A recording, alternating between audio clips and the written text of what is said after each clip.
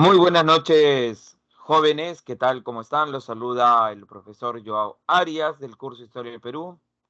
¿Qué tal, muchachos? ¿Cómo se encuentran? Profesor, buenas noches. ¿Qué tal, jóvenes? ¿Listos para comenzar? Se me dio la luz, profesor.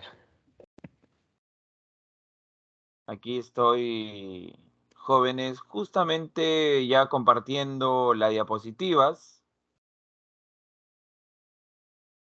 Muy bien. Justamente hoy vamos a hablar sobre el tema de las culturas preincas, el primer tema de las culturas preincas.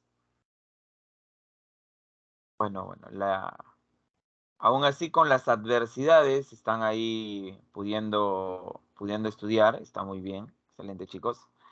A ver, ayer todos me imagino que sintieron el temblor, ¿cierto? Me imagino que muchos de ustedes se llevó un gran susto, otros reaccionan eh, vamos a decir así, de manera normal o tranquila, ¿cierto? Pero ustedes saben que, por ejemplo, estos movimientos sísmicos también se han vivido en estas épocas pre-incaicas, ¿cierto? Y para los pobladores de esta época consideraban que un dios se había manifestado. ¿Saben cuál es el dios y a qué cultura pertenece justamente este dios de los sismos, el dios de los temblores en la época pre-incaica, muchachos? Si tienen alguna duda, pueden ahí preguntar o si quieren activar el audio, ya saben, pueden alzar ahí su manito y obviamente les voy a dar la participación. A ver, ¿alguien por ahí sabe cuál es el dios considerado de los sismos, de los movimientos telúricos?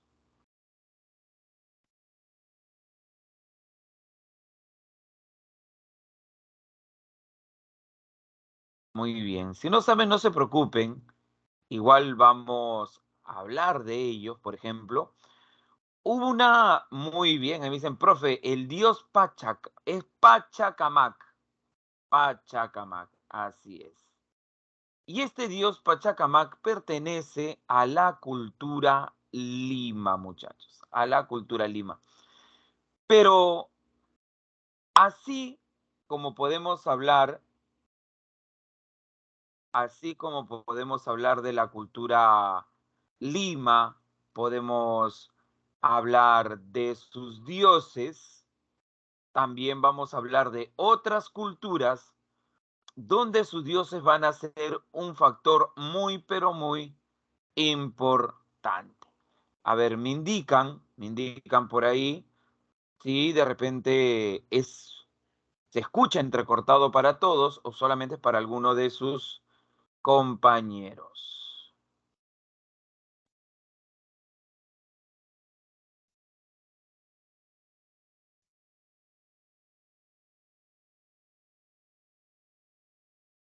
Muy bien. Ok. Muy bien. Seguimos entonces.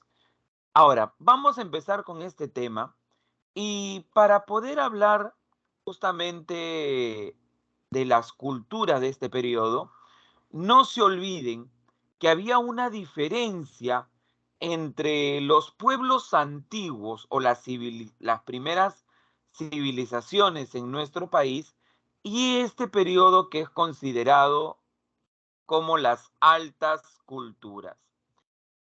¿Cuál era ese elemento? ¿Cuál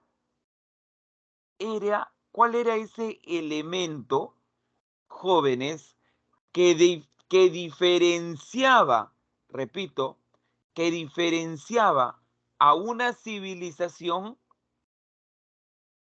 de una cultura? Muy bien, la cerámica. la cerámica. Muy bien, excelente. Y eso lo planteó John Rowe. John Rowe, muchachos. Muy bien. Y dividió a las culturas en horizontes e intermedios. Repito, dividió a las culturas en horizontes e intermedios. Muy bien. A ver, miren las diferencias entre entre un periodo y otro. Respecto a las características de las culturas, repito, las culturas son denominadas horizontes porque tienen las características que están observando acá, mientras que los intermedios tienen otras características. Y hay marcada diferencia. A los horizontes, muchachos, se les llama culturas panandinas o culturas panperuanas. ¿Por qué pan? ¿De dónde proviene o qué significa la palabra pan? Como dice acá, pan es todo. Repito, pan es todo. Panperuanas por todo el Perú, panandinas por todos los Andes. Son culturas que se han expandido y, como dice acá, han influido en otras culturas a nivel territorial, a nivel ideológico, a nivel cultural. Toda aquella cultura que haya llegado a influir en otras en esos aspectos tiene que ser considerada como un horizonte, ¿correcto? Como un horizonte. Y por el otro lado,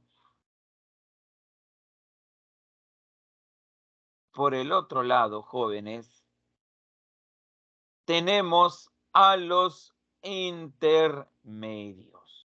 Repito, tenemos a los intermedios, que a diferencia de los horizontes que han influido en otro lugar, los intermedios son culturas más locales que se han ido desarrollando tras la caída, tras la desaparición de una cultura horizonte. Por ejemplo, si hablamos del primer horizonte, ¿qué cultura se te viene a la mente, muchachos? A ver, ¿qué cultura se te viene a la mente? Muy bien, me dicen por ahí, Sabín, me dicen Paracas. Pero miren, en una cultura horizonte,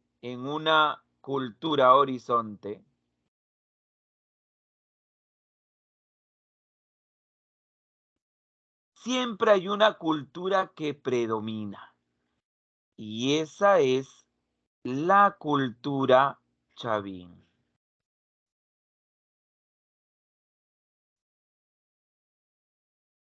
La cultura chavín.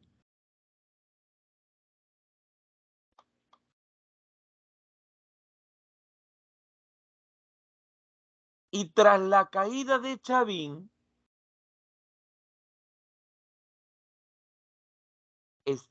vienen el periodo de los intermedios. Las culturas intermedios. Ahora, estas culturas intermedias, como dice ahí, son culturas locales, regionales, y se caracterizan porque hay una dispersión cultural. A diferencia de los horizontes, que presenta una cohesión. Repito, que presenta una cohesión, muchachos. Si yo te digo culturas del intermedio, ¿qué cultura se te viene a la mente? La moche. Muy bien, la cultura moche. ¿Qué otra más? Tiahuanaco. Sí, podemos incluir aquí a Tiahuanaco, aunque algunos me dirán, profe, pero Tiahuanaco no es segundo horizonte, pero los orígenes de Tiahuanaco se inician en el primer intermedio.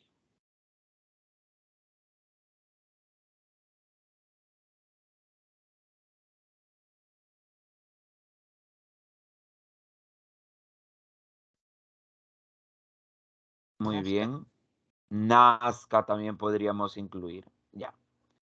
Y si tuvieran que elegir, jóvenes, de estas tres culturas, ¿cuál es la cultura predominante en este primer intermedio? ¿Cuál sería?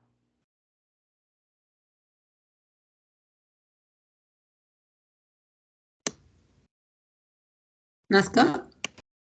Nazca, me dicen por ahí. Chimú no, porque Chimú pertenece al segundo intermedio. El Tahuantinsuyo son los incas.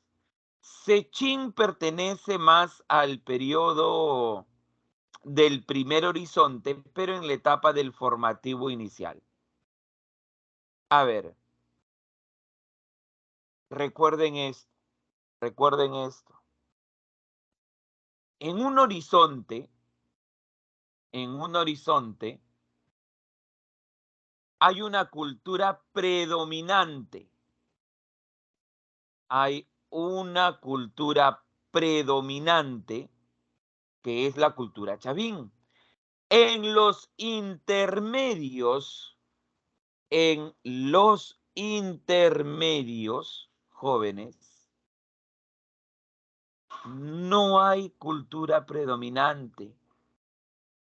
Porque recuerden, cada cultura tiene una característica, cada cultura tiene un estilo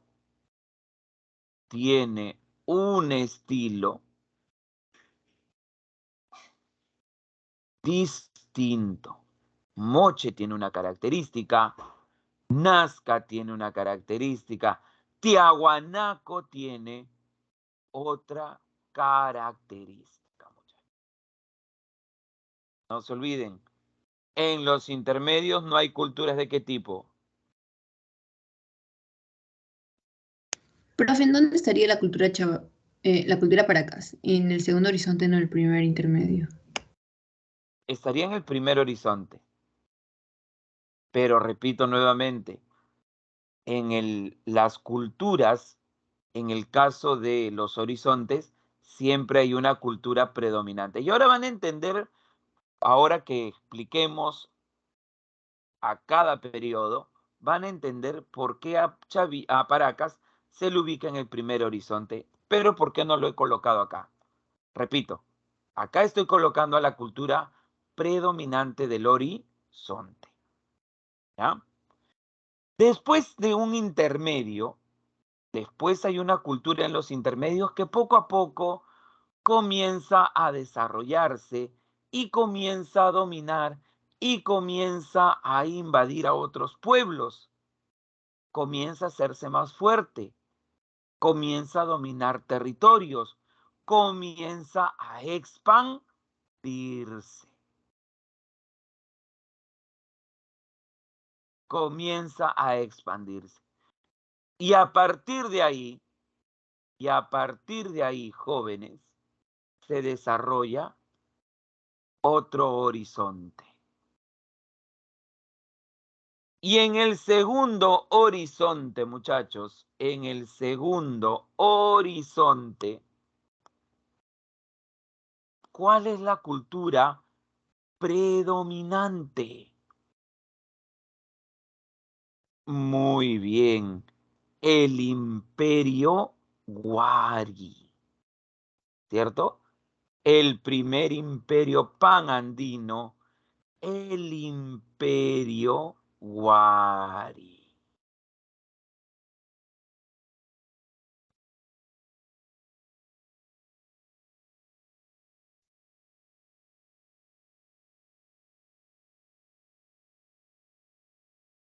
A ver, muchachos. Profe, pero Tiahuanaco también no puede ser ubicado en el segundo horizonte. Claro, Tiahuanaco, su máximo apogeo es en el segundo horizonte. Pero vuelvo a repetir, siempre hay ¿qué cosa? Una cultura predominante. ¿Y cuál es esa cultura predominante? El Imperio Wari. No te olvides. Pero Wari también va a decaer. Como dice, todo tiene su final, nada dura para siempre. Wari decae, y cuando un horizonte decae, ¿qué se forma?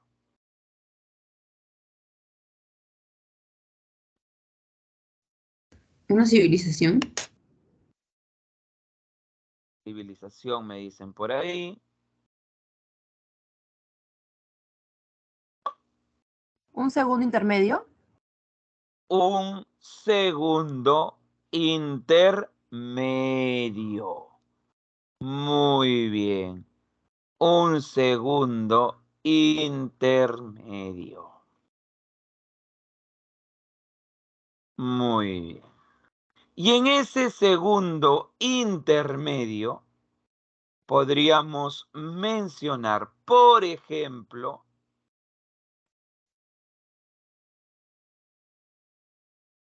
a Sicán,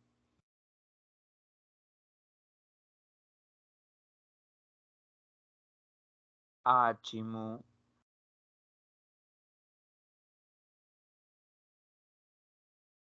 a Chincha, a los chancas, a los huancas, reinos aymaras y demás.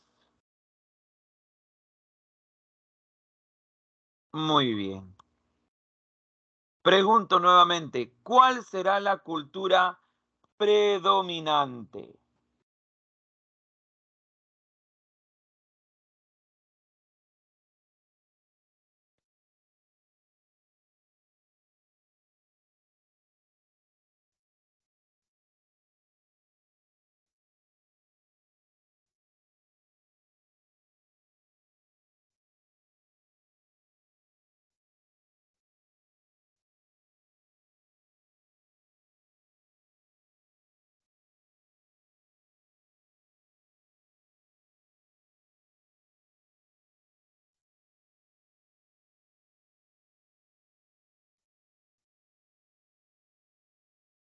Muy bien.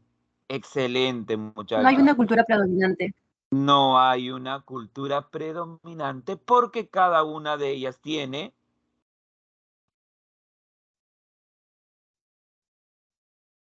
un estilo. Muy bien. Muy bien, muchachos. Excelente. Excelente, muchachos.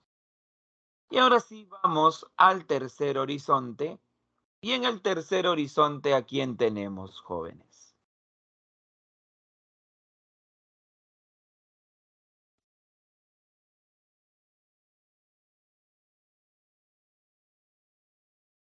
A ver, ¿cuál es la cultura predominante del tercer horizonte?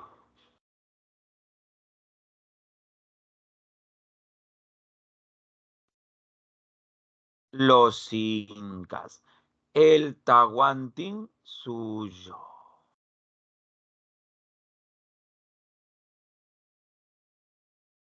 Muy bien. Muy bien, chicos. Pasemos entonces a los periodos. Vamos a hablar ahora de los dos primeros periodos. Del primer horizonte y del primer intermedio. ¿Correcto? Pero miren, recuerden algo. el primer horizonte se divide, repito, se divide en 3 etapas. Repito nuevamente, el primer horizonte lo vamos a dividir en 3 etapas. El formativo inicial, algunos también lo llaman el periodo pre-Chavín, el periodo pre-Chavín. En este periodo aparece, jóvenes, la cerámica. Repito, aparece la cerámica. Y las cerámicas más antiguas tenemos a Tutixcanyo en Ucayali y a Cotox Guairajirca en Huánuco. Se desarrolla la orfebrería con Turguasi y Cajamarca, orfebrería o metalurgia, trabajo en metales.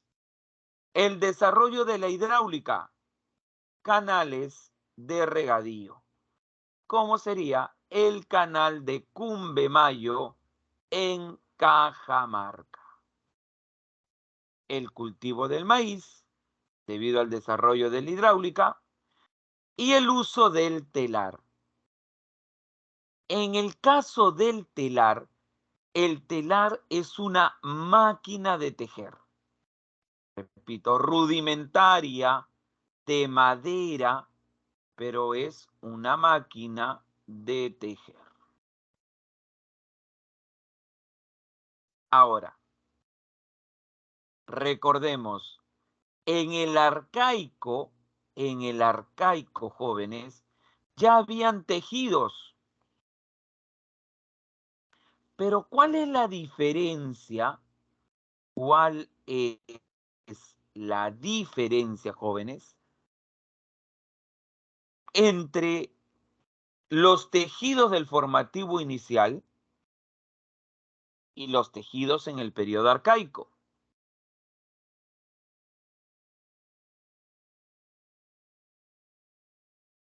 A ver, me piden que regrese. A ver, regreso un momento, rapidito. Pero chicos, ustedes ya saben que en la plataforma se sube el material de la clase. Este material tal cual como va a estar lo voy a subir en la plataforma y de ahí lo van a poder descargar, muchachos. A ver, repito nuevamente, ¿cuál es la diferencia entre los tejidos del arcaico y los tejidos del formativo?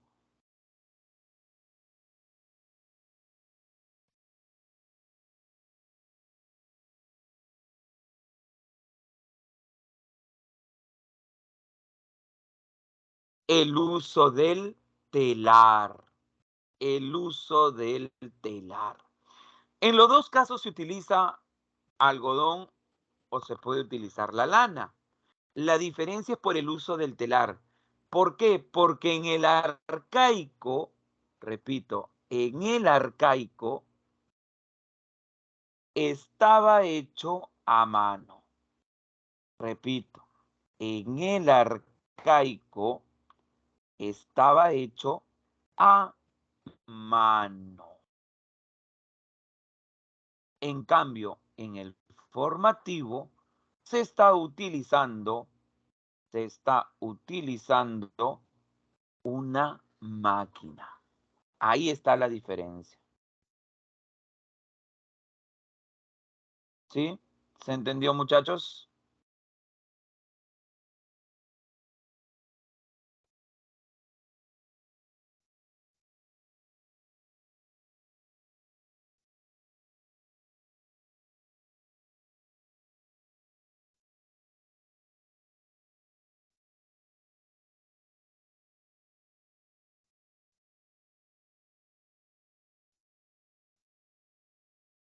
Muy bien. Profe, ¿y cuáles son las culturas? ¿Cuáles son las culturas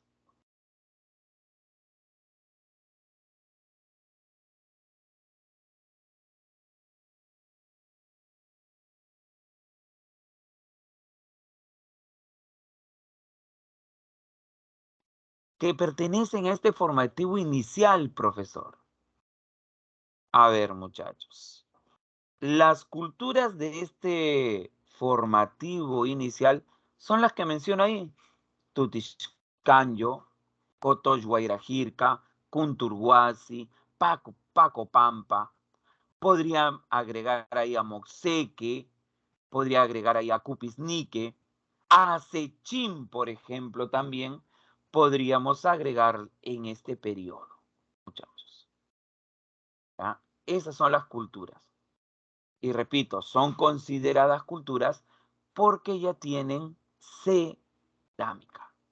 No te olvides, ya tienen cerámica. Pero el periodo que tú más conoces, el que más estudias,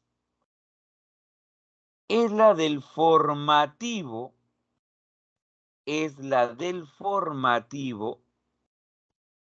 medio o también llamado primer horizonte. ¿Y a qué cultura tenemos en este formativo medio o primer horizonte? ¿Cuál es la cultura predominante, jóvenes? A ver, repito las otras culturas que acabo de mencionar. Moxeque, Cupisnique, Sechín. Muy bien.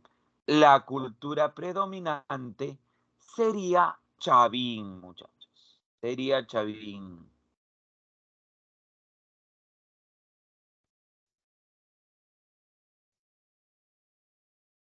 Muy bien. Seguimos. ¿Por qué recordar a Chavín, muchachos? Estudiada por Julio César Tello.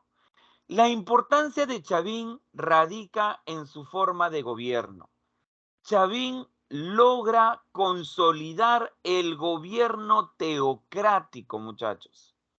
Si bien es cierto, ya había la teocracia se inicia en el arcaico superior, pero Chavín hace de la teocracia una forma de gobierno muy importante. Como dice ahí, el prestigio de Chavín tiene que haberse consolidado con una oferta de oráculo. Es decir, Chavín, ¿qué le ofrece? ¿Qué le ofrece a la población? El ser un oráculo. Es decir, las prácticas adivinatorias y predictivas. A estos sacerdotes de Chavín se le conoce como sacerdotes astrónomos por los conocimientos, que estos sacerdotes tenían por los cambios atmosféricos, climáticos, el comportamiento de los astros como la luna o el sol, que influían en las actividades económicas, que influían en las actividades económicas, muchachos, de esta población. ¿Cuál era la principal actividad económica de estos pueblos?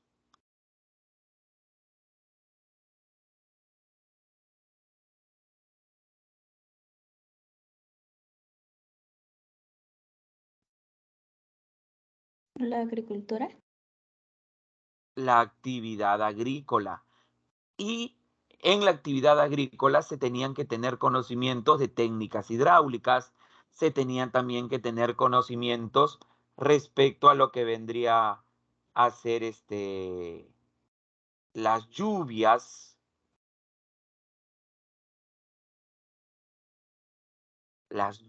por ejemplo, cuando sale el sol. O sea, los sacerdotes de Chavín sabían en qué etapas cultivar, en qué etapas cosechar.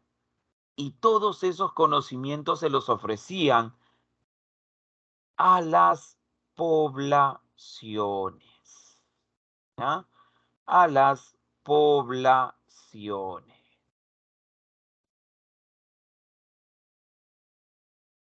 Muy bien. Muy bien, muchachos.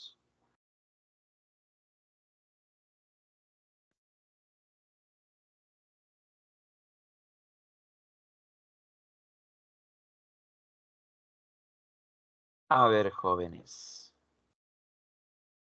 Una cosa es tener conocimientos astronómicos, y otra cosa muy distinta, tener conocimientos de astrología. Son dos cosas, jóvenes, muy distintas, ¿ah? Un astrónomo no es igual que el astrólogo. El astrólogo está relacionado con cartas, los horóscopos y demás. Me preguntan, ¿pero realmente predecían el clima? Sí, nosotros hoy podemos predecir el clima de alguna manera. Si tú vas a la región andina y la gente comienza a ver las nubes oscuras, ¿qué dice normalmente en la región andina? Va a llover. Que llover. Exacto. Y ahí estás prediciendo el clima, ¿sí o no? Si tú miras un día antes que el cielo está despejado, ¿qué dices que va a pasar al día siguiente?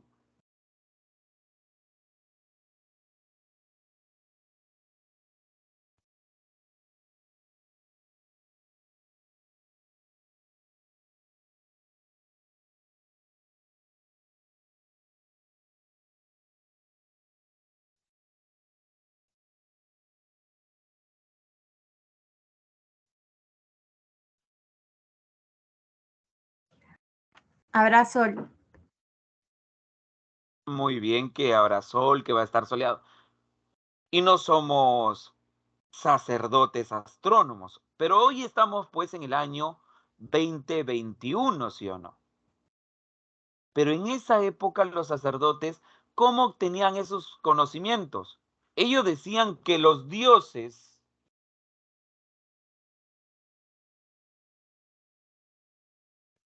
¿cierto?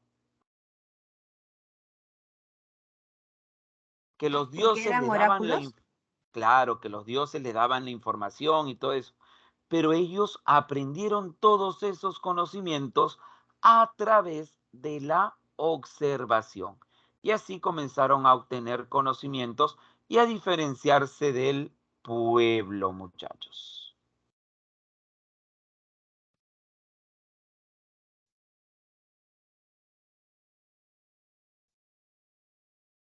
Muy bien.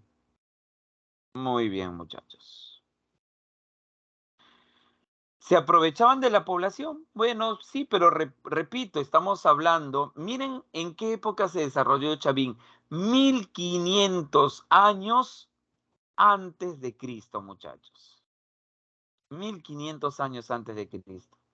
O sea, definitivamente la población no tenía pues ciertos conocimientos. Muy bien. Muy bien, sigamos entonces. Entonces ya sabes cuál es la importancia de los sacerdotes de Chavín.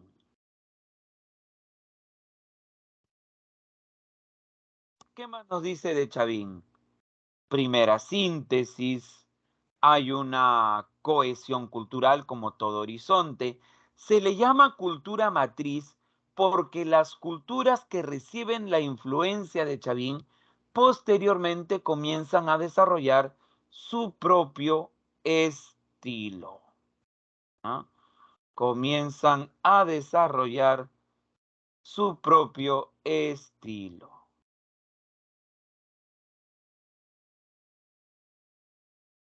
Muy bien.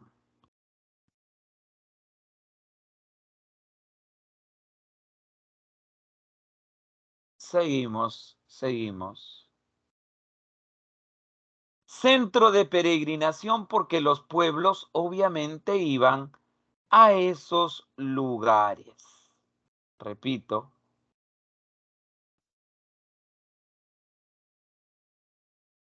todos los pueblos iban hacia Chavín con sus ofrendas, con sus tributos.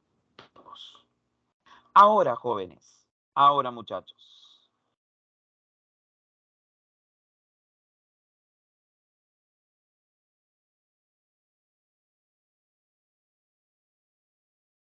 el poder de Chavín y de los sacerdotes se consolidaba con los dioses.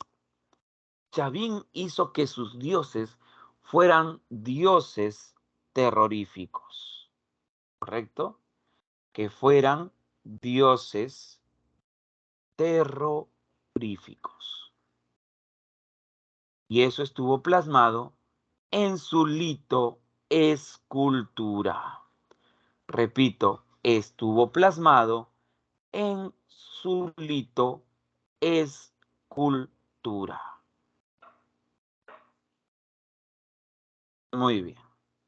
Y ahí tenemos el Anzón monolítico, por ejemplo, es la mayor deidad. Acá dice, ¿no? Divinidad mayor del mundo. Divinidad mayor del mundo. En el Anzón monolítico, por ejemplo, está plasmado el dios jaguar. Está plasmado, repito, el dios jaguar. Es la mayor divinidad.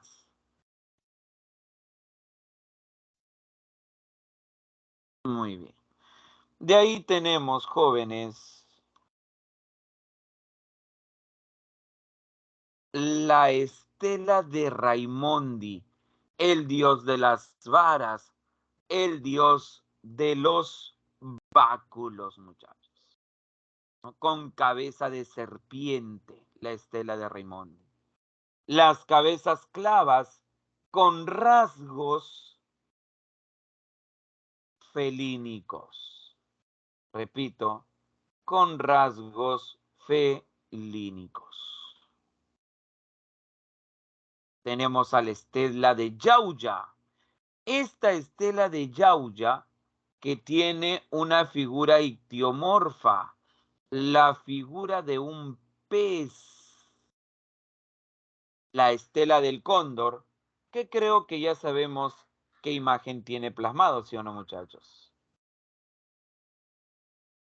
Tenemos al obelisco Tello. En el obelisco Tello está la imagen de un caimán. Repito, la imagen de un caimán, muchachos. Entonces, estos dioses, como dice ahí, basados en dioses terroríficos, con figuras zoomorfas y antropomorfas.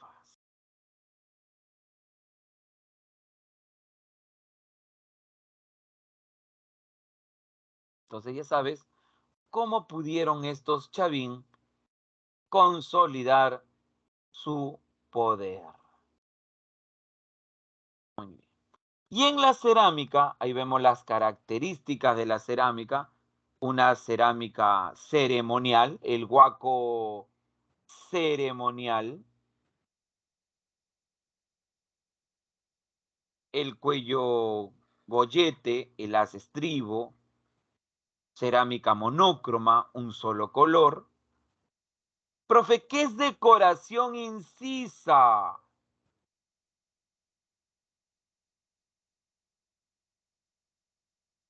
Que están hechas a través de marcas, que están hechas a través de incisiones.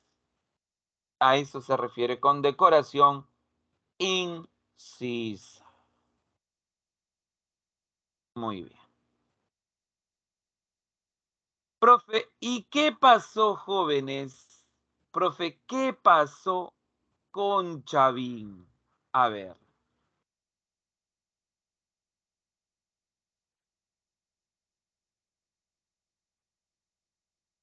A ver, ¿qué pasó con Chavín? Lo que le daba la fuerza a Chavín, ¿ah? Lo que le daba la fuerza a Chavín fue su caída. Se dice que, jóvenes, se dice que,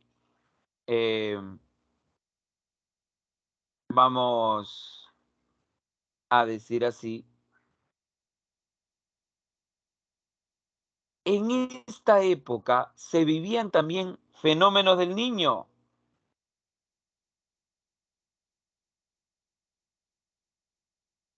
Pero en este caso, al parecer, fue un mega fenómeno del niño. Mega fenómeno del niño. Entonces, en un mega fenómeno del niño, muchachos, ¿ya? En un mega fenómeno del niño, los sacerdotes ya no pueden, repito, ya no pueden predecir como antes.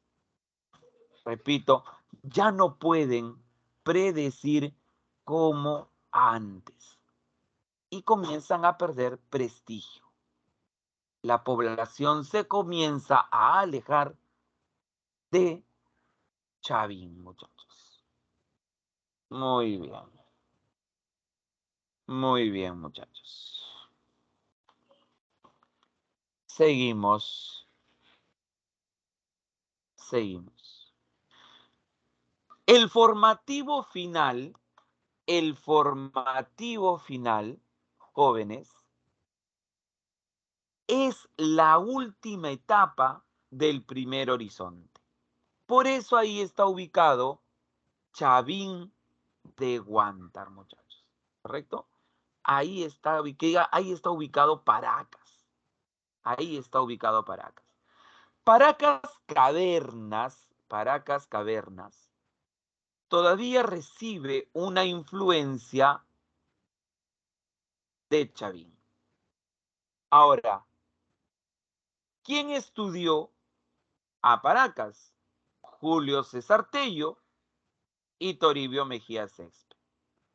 Y para ellos, algo que marca la diferencia entre Paracas Cavernas y Necrópolis tiene que ver, uno, con sus tumbas, como podemos apreciar acá. Y lo otro, la cerámica, porque tiene características distintas. Paracas Cavernas es polícroma y poscocción. Polícroma porque tiene varios colores, ¿correcto? Polícroma porque tiene varios colores.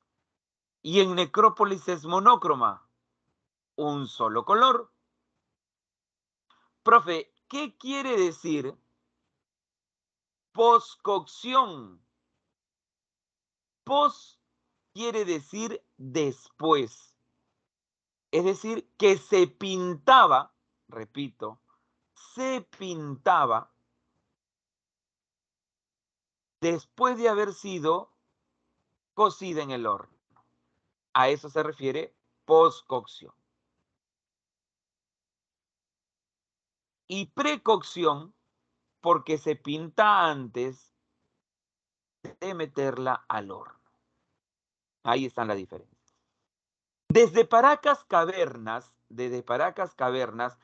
ya se desarrollaba, como podemos ver ahí, las famosas trepanaciones craneanas. Repito, las famosas trepanaciones craneanas, que es un aporte a la medicina, a los cirujanos, a los circa o shirka, que era el nombre, jóvenes, que se les daba a los médicos de Paracas. Repito, a los circa o shirka. También en el caso de Paracas Necrópolis, su textilería es el periodo,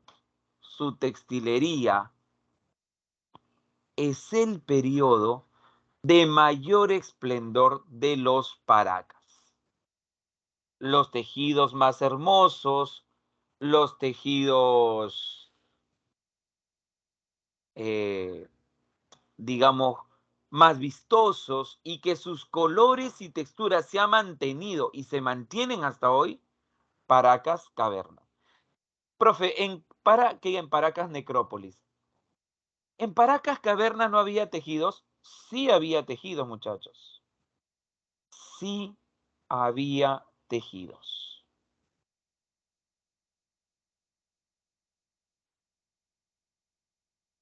Pero,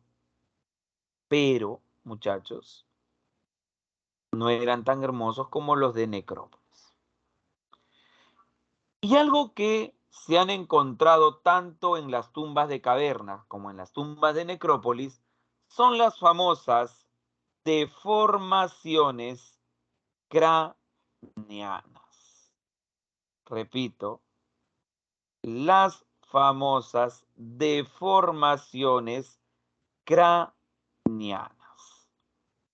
que tienen que ver con una diferencia de clases o una diferencia de estatus social.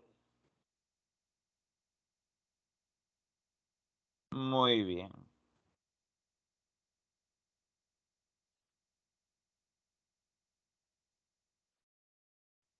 Muy bien. Ahora se entiende, jóvenes, por qué a Paracas no lo mencioné en el primer horizonte. Ya saben entonces qué parte del primer horizonte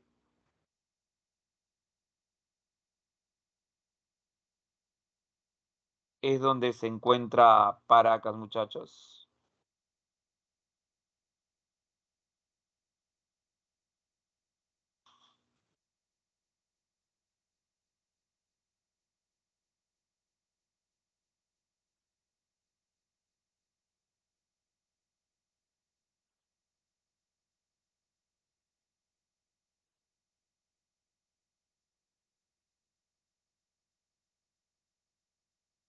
Muy bien. A ver, me dicen qué parte de lo de Paracas. A ver si me pueden complementar la pregunta.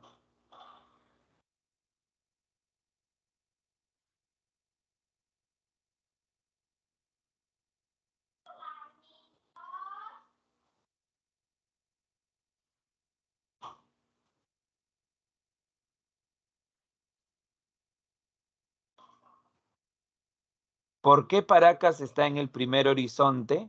Recuerden, uno, porque recibe influencia de Chavín. Eso quiere decir que está dentro del primer horizonte. Cronológicamente, Paracas se desarrolla en la última etapa de Chavín de Huántar. ¿Ah?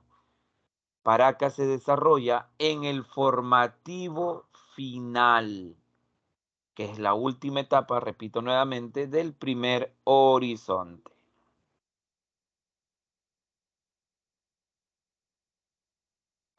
Muy bien.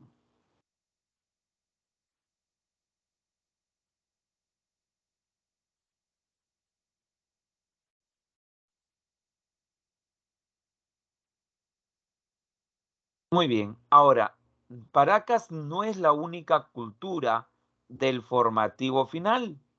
A este formativo final también, jóvenes, se le conoce como el periodo de transición. Repito, se le conoce como el periodo de transición. ¿Por qué? Porque son las culturas que van a hacer el tránsito o el puente hacia el primer intermedio. Y ahí tenemos a Vicus, donde encontramos la famosa Venus de Frías, ¿correcto? La Venus de Frías. Tenemos a la cultura salinar o gallinazo, donde se ha encontrado una cerámica escultórica,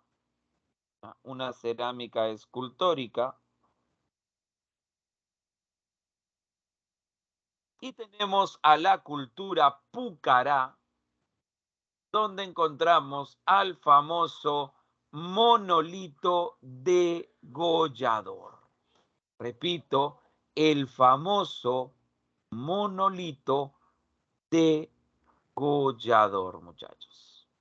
Como pueden ver ahí en la imagen, se observa claramente, jóvenes, como en este monolito se ve que tiene sobre su mano la cabeza de una persona. Muy bien. Muy bien, muchachos.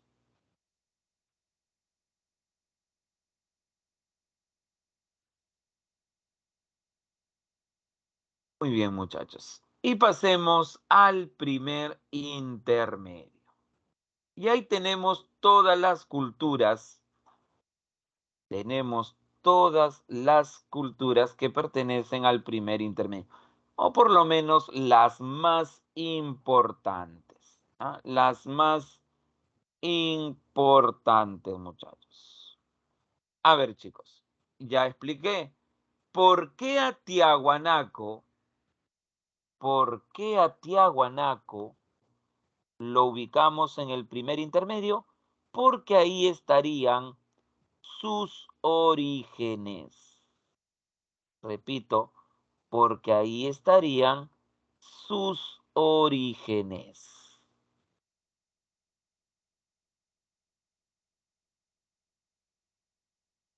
Pero ¿cuál es el periodo donde Tiahuanaco tiene su máximo esplendor? En el segundo horizonte. ¿Ya?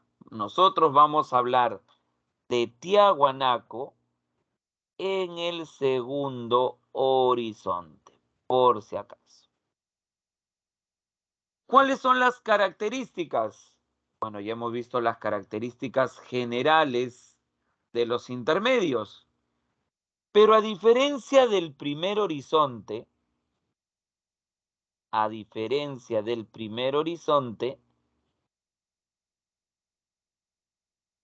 aquí se desarrolla una teocracia, repito, se desarrolla una teocracia militar.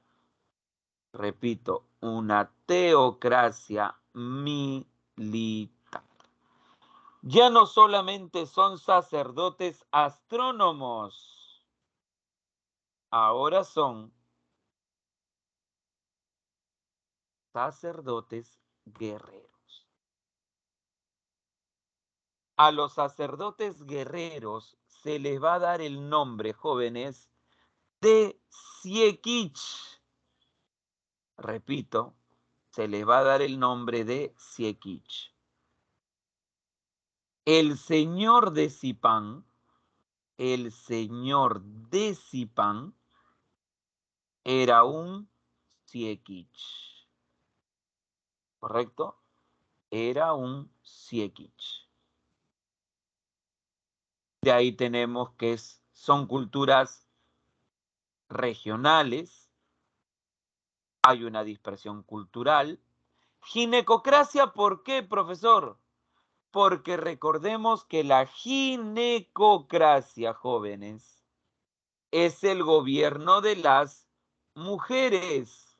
Repito, ginecocracia es el gobierno de las mujeres. Y es que en este periodo se da el hallazgo de la señora o dama de Cao.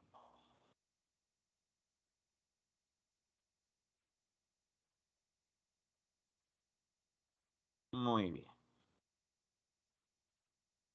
Las culturas de este periodo se caracterizan por un gran desarrollo de las técnicas hidráulicas o canales de regadío,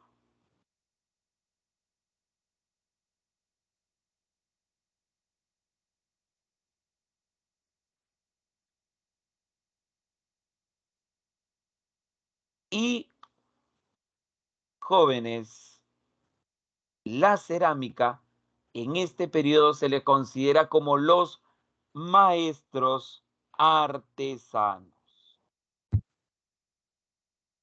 Muy bien.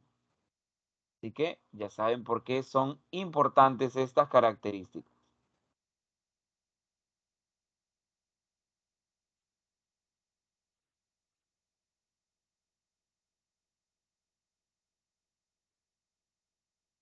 Muy bien. Y vamos a empezar con Moche. Moche se desarrolla en la zona norte de nuestro actual Perú. Su centro principal está en La Libertad, pero se desarrolla, jóvenes, por ejemplo, llega hasta Piura, Lambayeque, ¿cierto? Llega también hasta el norte del actual Ancash, hasta el valle de Nepeña. Entonces, Moche se desarrolla en toda esta zona, donde obviamente hay gran cantidad de valles, y eso le permite desarrollar su actividad agrícola, ¿ya? Su lenguaje es el muchic. Ayapaec es su dios. Justamente en esta imagen podemos ver el muralismo, el mural del dios Ayapaec. En la agricultura, como te dije, los moche se desarrollaron en valles. Por lo tanto, para poder canalizar, para poder trasladar el agua de los ríos hacia las tierras de cultivo, construyeron el acueducto de Ascope, la represa de San José,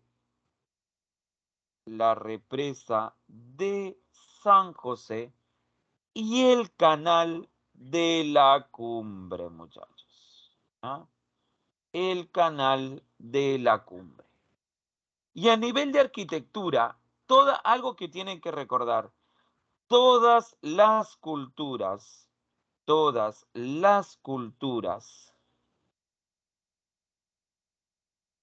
de la costa utilizan como material el adobe. Todas las culturas de la costa. A diferencia de las culturas de la región andina, ¿ah? En el caso de las culturas de la región andina, utilizan como material de construcción la piedra. ¿Por qué se caracteriza? Pirámides truncas, rampas de acceso. En el caso del adobe marcado o adobe tributario, jóvenes, ¿ah?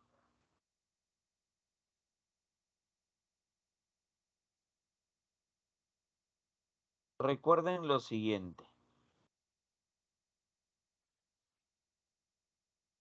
Aparte de tributar en productos, también tenían que tributar en adobe. Las familias entregaban una cierta, jóvenes, una cierta cantidad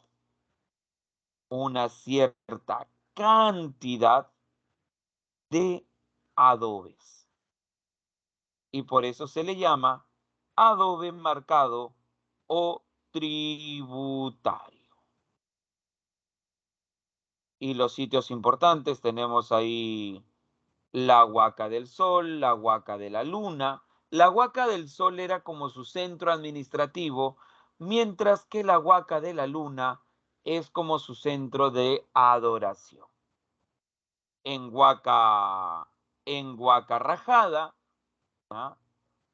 En Huaca Rajada, muchachos, es donde se encontró, por ejemplo, la tumba del señor de Zipa. A ver. Y el arte, vamos a decir así, el arte, jóvenes, el arte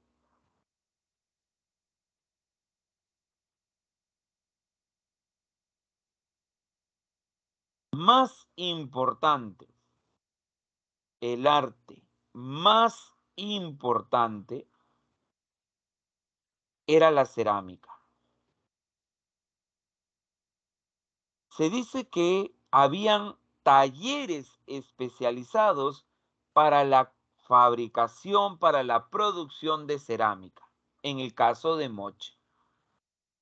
Sus huacos retratos, sus huacos patógenos, sus huacos de las enfermedades. Repito, el huaco de las enfermedades, jóvenes.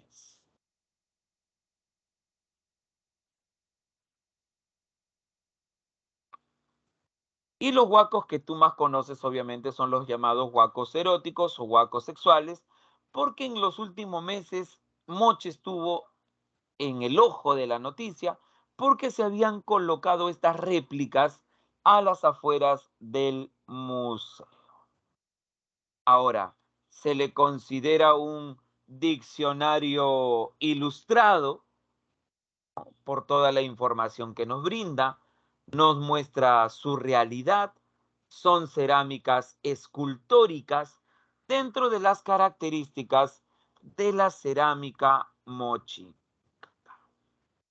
Otro arte que los moche también desarrollan viene a ser el muralismo, el pintar, jóvenes, el pintar en las paredes escenas. Y ahí tenemos, por ejemplo, la imagen de la danza de los prisioneros.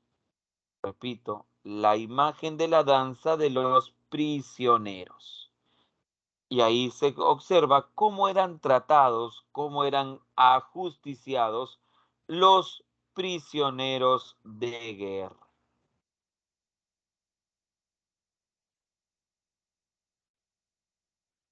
La rebelión de los artefactos. Repito, la rebelión de los artefactos.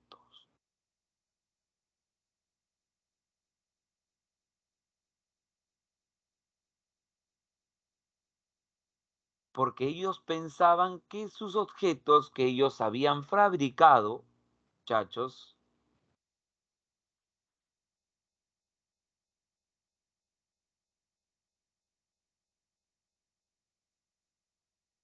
se iban a rebelar en contra de ellos.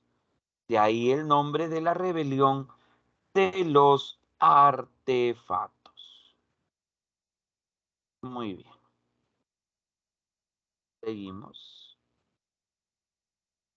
En el caso de la metalurgia, se encontró un gran ajuar funerario en la tumba, jóvenes, en la tumba del señor de Zipán. Repito, en la tumba del señor de Zipán. Y ahí se halló justamente una aleación muy famosa llamada la tumbaga. La llamada tumbaga. Y vino una pregunta, jóvenes. Vino una pregunta, muchachos, relacionada a la tumba del señor de Zipán. ¿Ustedes sabían que a la tumba del señor de Zipán, muchachos, la tumba del señor de Zipán es comparada con la tumba de el faraón Tutankamón, ¿cierto?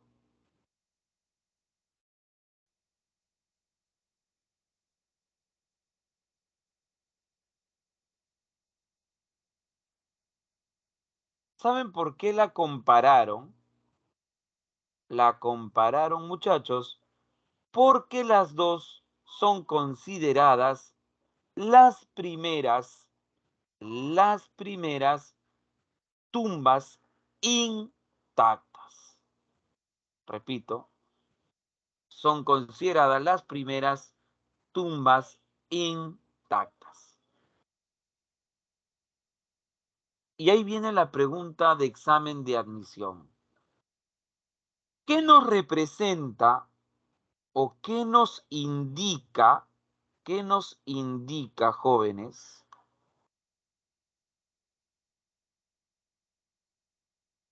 el hallazgo de la tumba del señor de Zipán? Que los moche creían en la vida después de la muerte o que se observaba una marcada diferencia de estatus social.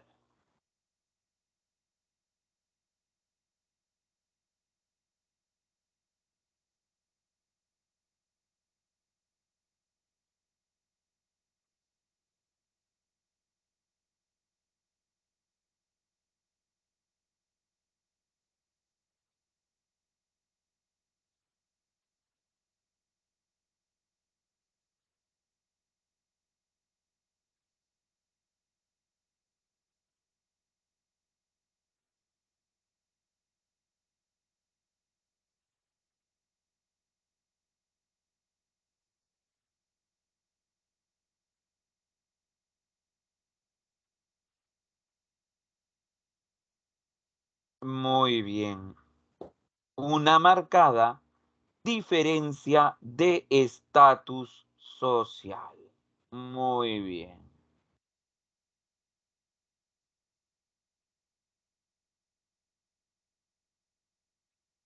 Muy bien. Seguimos.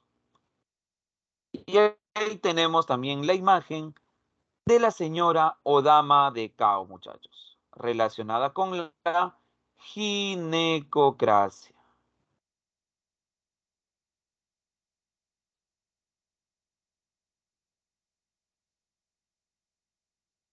Muy bien, seguimos. Profe, ¿qué quiere decir? Repito, que las mujeres también ocupaban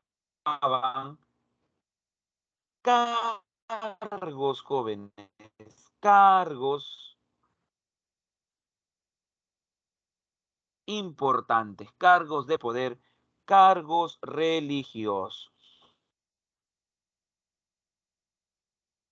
Muy bien, seguimos. Vamos a Nazca. Ahí tenemos a la cultura nazca, que a diferencia de Moche, que se desarrolló en un valle, repito, que se desarrolló en un valle, los nazcas se desarrollaron en una pampa. ¿Ya? Se desarrollaron, repito, en una pampa.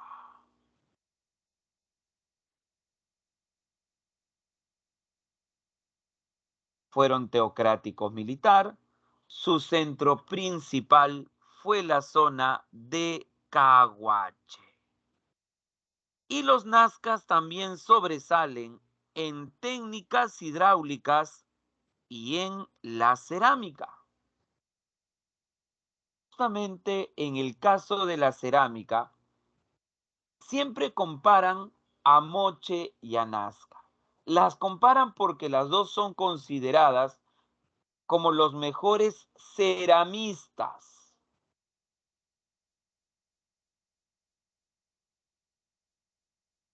Repito, los mejores ceramistas. Pero en el caso de Nazca, son excelentes ceramistas, repito, excelentes ceramistas,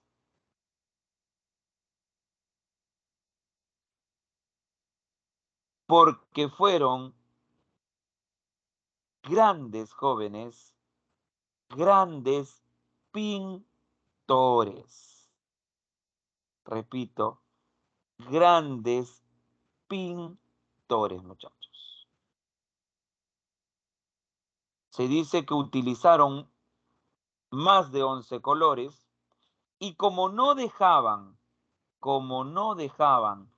nada sin pintar, repito, como no dejaban nada sin pintar, se dice que tuvieron horror al vacío. Repito, tuvieron horror al vacío. Y a diferencia de Moche, que tenían talleres especializados para la fabricación de la cerámica de Nazca fue una cerámica más familiar o más doméstica, muchachos. O más doméstica. Muy bien. Y a nivel de la agricultura, muchachos, como se desarrollan en una pampa,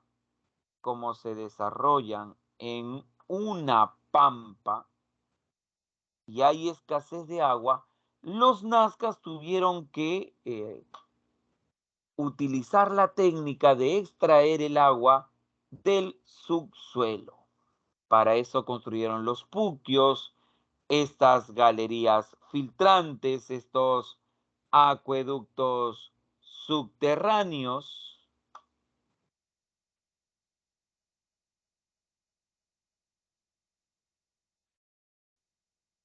Y jóvenes, el objetivo era aprovechar el agua del subsuelo o de la napa freática. Ahí radica la importancia de la técnica hidráulica de Nazca. En su religión adoraban al dios Con, dios del agua, y también sobresalen jóvenes en los geoglifos o líneas de Nazca. A ver, no era un lugar desértico, repito, era una pampa. ¿Y cuál es la diferencia? Que la pampa es un lugar fértil y el desierto no. Ahora, ¿dónde había agua? En el subsuelo. Pregunta rápida, muchachos. Pregunta rápida.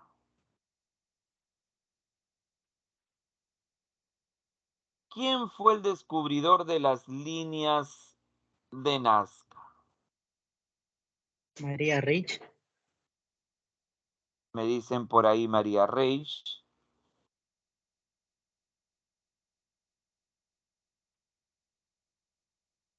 A ver, ¿qué me dicen los demás?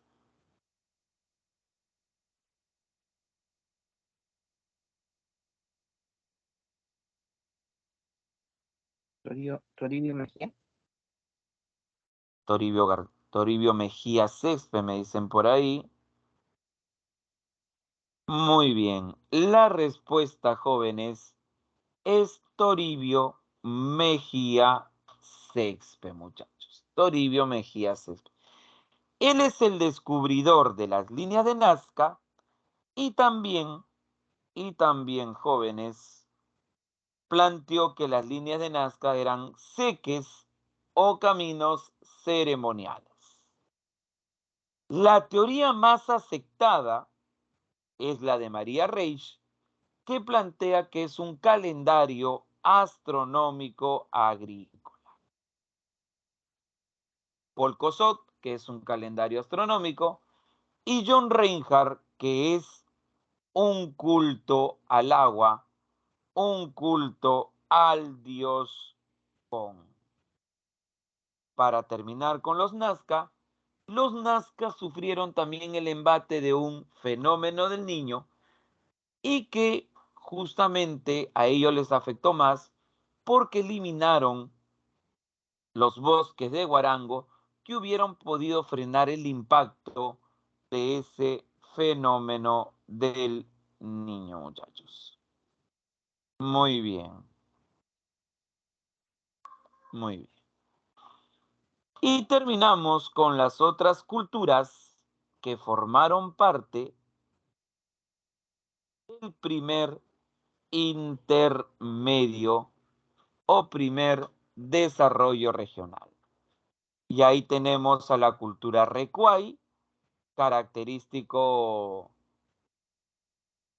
por las esculturas líticas, monolitos o cabezas clavas. La cultura Lima, que ya mencionamos hace un momento al dios Pachacamac, relacionado con los sismos, relacionados con los temblores, ¿cierto? y famoso también porque en sus construcciones utilizaron adobes pequeños en forma de estantería. Se le llama en forma de estantería porque fueron colocados en forma vertical.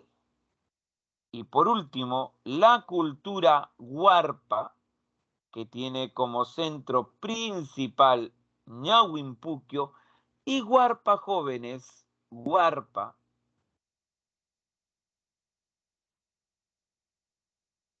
mantuvo relaciones de índole comercial con Nazca y con Tiahuanaco. Y justamente de esa relación, de ese intercambio comercial, muchachos, surge el Imperio Wari, o surge Wari, que va a comenzar a expandirse y va a iniciar el segundo horizonte. Muy bien, muchachos, muy bien. Con eso hemos terminado el tema o la parte teórica de nuestro tema de hoy, pero ya es hora, jóvenes, de ir a desarrollar nuestro examen, jóvenes, del día. Ya el examen, jóvenes, está activado. Voy a compartir el link para que puedan ir desarrollando el examen.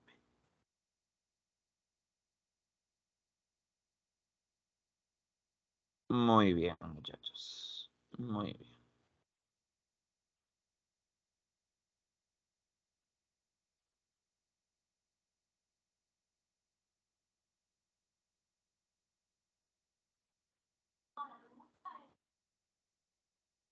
Diez minutos y regresamos para continuar con la clase.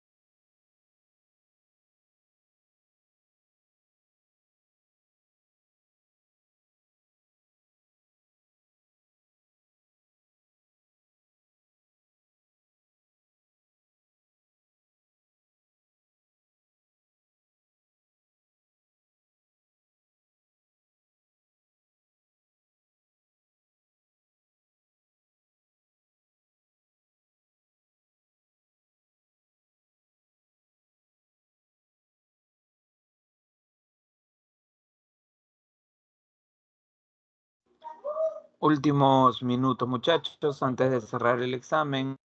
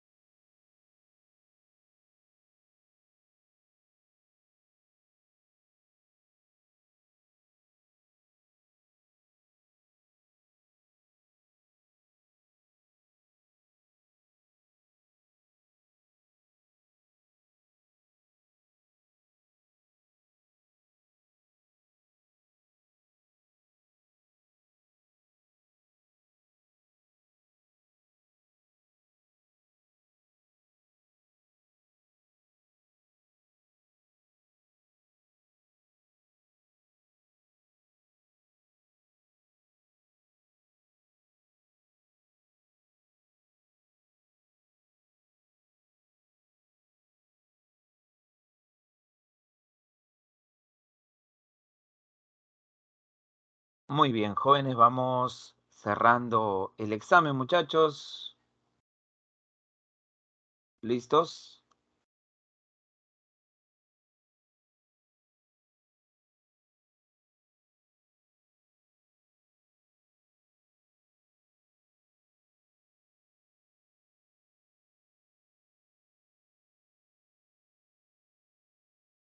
Últimos segundos.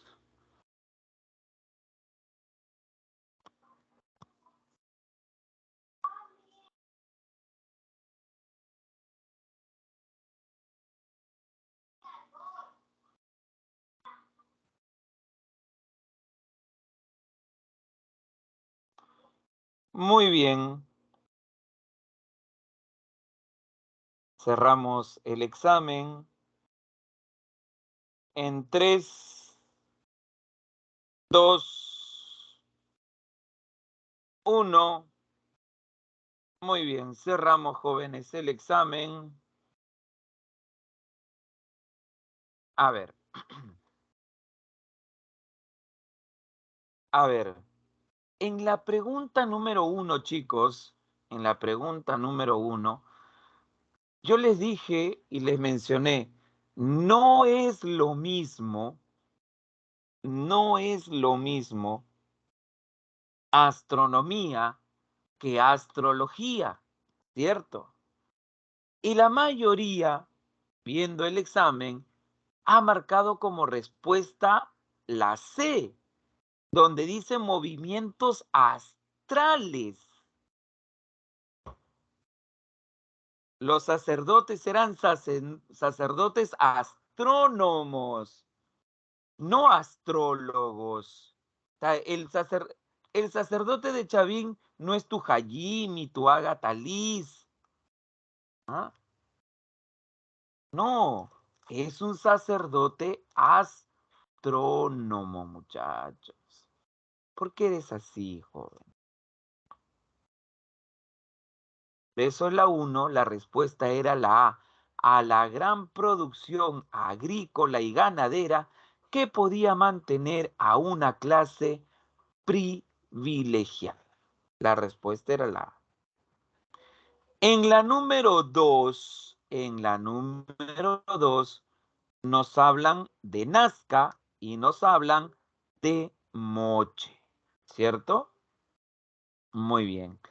Ahora, en el primer espacio nos dice, ellos no recurrieron a, puntos suspensivos, propias de la población nazquense. Pregunto, ¿los nazcas qué desarrollaron? Galerías filtrantes, acueductos subterráneos, ¿cierto? Muy bien. Sino que construyeron el último espacio le corresponde a Moche. Y Moche, jóvenes, desarrolló canales de regadío, acueductos subterráneos y represas.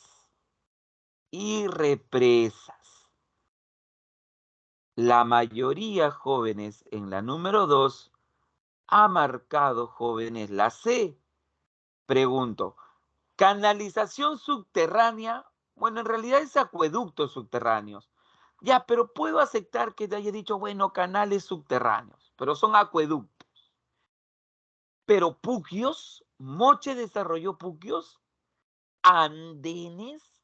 No hemos mencionado andenes en Moche, muchachos. Los andenes son de Guari y los puquios son de Nazca. No podía ser la C, jóvenes. No podía ser la C.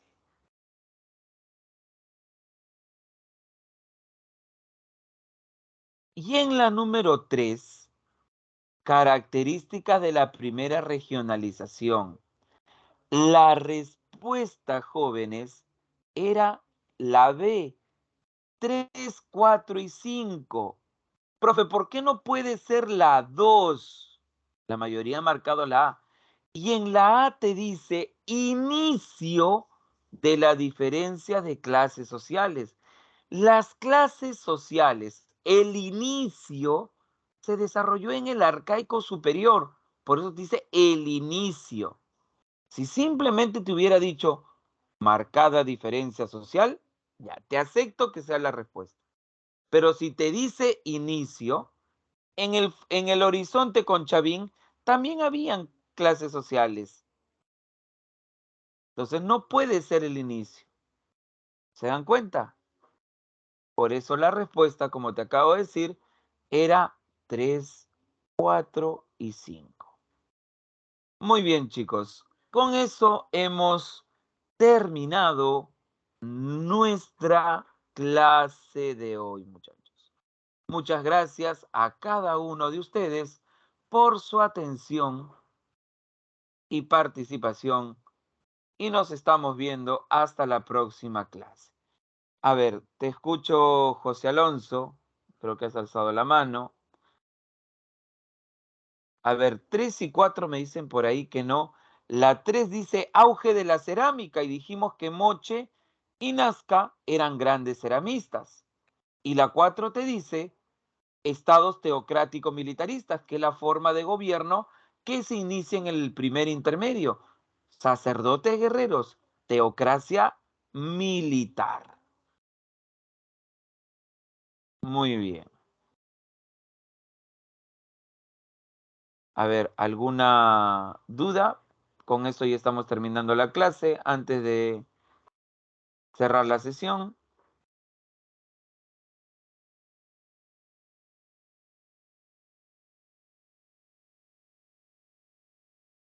Muy bien, chicos, nos estamos viendo. Cuídense, que tengan muy buenas noches y un buen fin de semana. Nos vemos, muchachos.